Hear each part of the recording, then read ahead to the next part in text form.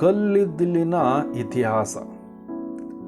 ಸಸ್ಯಗಳು ಭೂಗರ್ಭದಲ್ಲಿ ಸಾವಿರಾರು ವರ್ಷಗಳ ಕಾಲ ಹೂತು ಹೋಗಿ ಕೊಳೆತು ಭೌತಿಕ, ಜೈವಿಕ ಮತ್ತು ರಾಸಾಯನಿಕ ಬದಲಾವಣೆಗಳಿಗೆ ಒಳಗಾಗಿ ರೂಪುಗೊಳ್ಳುವ ಒಂದು ದಟ್ಟವಾದ ಇಂಗಾಲದ ವಸ್ತುವಾಗಿದೆ. ಇದು ಪ್ರಮುಖ ಖನಿಜ ಇಂಧನಗಳಲ್ಲಿ ಒಂದಾಗಿದ್ದು ಉಷ್ಣಶಕ್ತಿಗೆ ಪ್ರಧಾನ ಮೂಲವಾಗಿದೆ ಹಾಗೂ ಜಾಗತಿಕ ಮಟ್ಟದಲ್ಲಿ ಶಕ್ತಿ ಉತ್ಪಾದನೆಯಲ್ಲಿ ಸುಮಾರು ಅರ್ಧದಷ್ಟು ಕಲ್ಲಿದ್ದಲಿನಿಂದಲೇ ಆಗುತ್ತದೆ.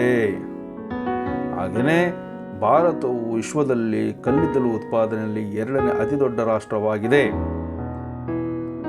ಹಾಗೆಯೇ 18ನೇ ಶತಮಾನದಲ್ಲಿ ಪ್ರಾರಂಭವಾದ ಕೈಗಾರಿಕಾ ಕ್ರಾಂತಿಯೊಂದಿಗೆ ಕಲ್ಲಿದ್ದಲಿನ ಬೇಡಿಕೆ ಗಣನೀಯವಾಗಿ ಹೆಚ್ಚಿಸಿತು.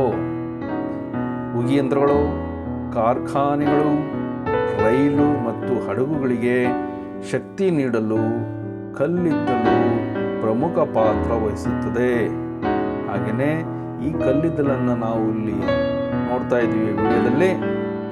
ಯಾವ ಒಂದು ಟೆಕ್ನಾಲಜಿ ಅಂದರೆ ಕಾರ್ಮಿಕರು ದುಡಿತಾ ಇದ್ದಾರೆ ನೋಡಿ, ಎಷ್ಟು ನಮಗೋಸ್ಕರ ಎಷ್ಟು ಕಷ್ಟಪಡ್ತಾ ಇದ್ದಾರೆ. ಒಂದು ಜೀವದ ಹಂಗಿಲ್ಲದೆ ಕಲ್ಲಿದ್ದಲನ್ನು ತೆಗಿತಾ ಇದ್ದಾರಲ್ವಾ.